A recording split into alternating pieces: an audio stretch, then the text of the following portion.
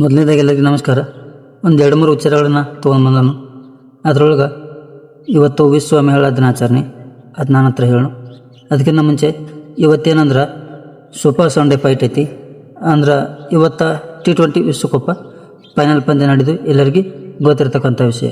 ಅಂದ್ರೆ ಪ್ರಶಸ್ತಿಗಾಗಿ ಭಾರತ ಮತ್ತು ನ್ಯೂಜಿಲೆಂಡ್ ಕದನ ಅಂದ್ರೆ ಇವತ್ತು ಐತಿ 7 ಗಂಟೆಗೆ.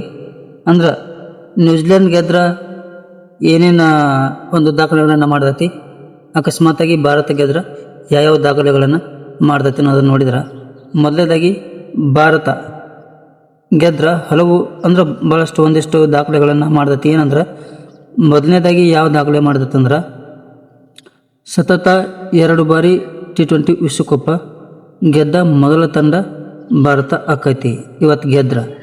ಇದಾದ್ಮೇಲೆ 3 ಬಾರಿ T20 ವಿಶ್ವಕಪ್ ಜಯಿಸಿದ ಮೊದಲ ಟೀಮ್ ಭಾರತದ ಒಂದು ಟೀಮ್ ಆಗ್ತೈತಿ ಇವತ್ತು ಗೆದ್ರ. ಇದಾದ ನಂತರ ತವರು ನೆಲದೊಳಗೆ T20 2 ವಿಶ್ವಕಪ್ಗಳನ್ನು ತವರಿನೊಳಗೆ ಗೆದ್ದ ಮೊದಲ ತಂಡ ಅಂತೇಳಿ ಅನಿಸ್ಕೊಳ್ತೈತಿ ಭಾರತ. ಇದಾದ್ಮೇಲೆ ಸತತವಾಗಿ 3 ವೈಟ್ ಬಾಲ್ ICC ಟೂರ್ನಿಗಳಲ್ಲಿ ಪ್ರಶಸ್ತಿ ಗೆದ್ದ ಸಾಧನೆಯನ್ನು ಭಾರತ ತಂಡ ಮಾಡ್ತೈತಿ. ಇದಾದ್ಮೇಲೆ ಯಾವುದೇ ICC ಟೂರ್ನಿ ಒಳಗೆ ಮೊದಲ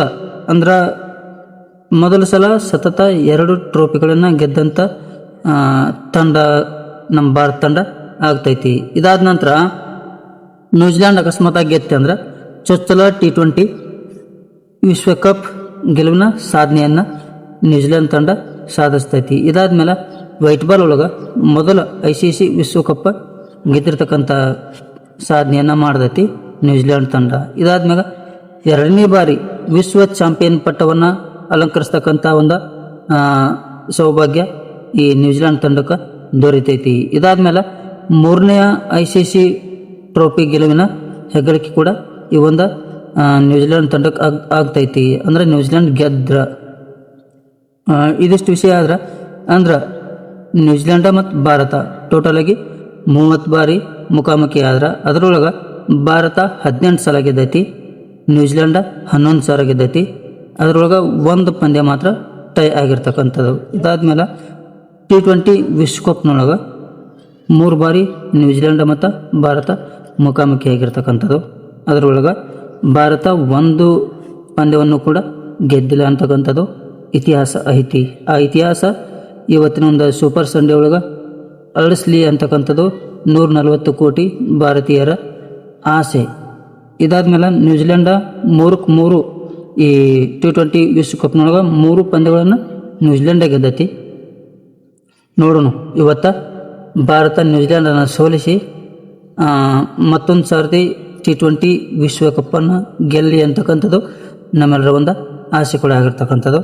ಇದಾದ್ಮೇಲೆ ICC ನಾಕೌಟ್ನಲ್ಲಿ 5 ಬಾರಿ 2 ಎದುರ ಆಗಿರ್ತಕ್ಕಂಥದ್ದು. ಇದರೊಳಗೆ ಭಾರತ 2 ಬಾರಿ ಗೆದ್ರ, ನ್ಯೂಜಿಲೆಂಡ್ 3 ಬಾರಿ ಗೆಲುವನ್ನು ಸಾಧಿಸಿರ್ತಕ್ಕಂಥದ್ದು.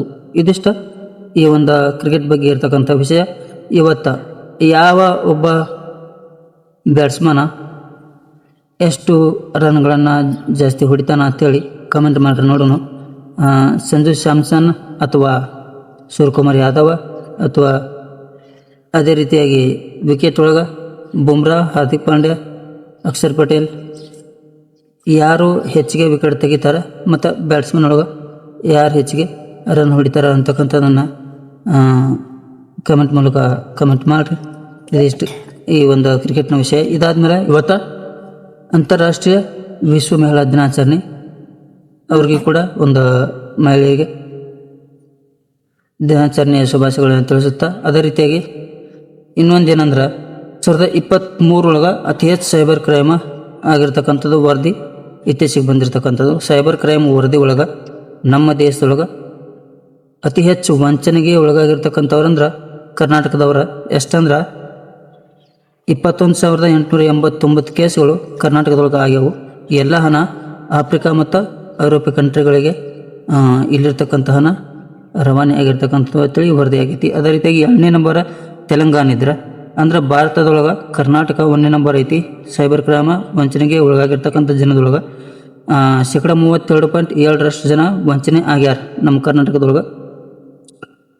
2ನೇ ನಂಬರ್ ಒಳಗೆ ತೆಲಂಗಾಣ, 3ನೇದು ಉತ್ತರ ಪ್ರದೇಶ, 4ನೇದು ಮಹಾರಾಷ್ಟ್ರ, ಬಿಹಾರ. ಇದೇ ರೀತಿಯಾಗಿ ಬೇರೆ ಬೇರೆ ರಾಜ್ಯಗಳು ಕೂಡ ಅದಾವು.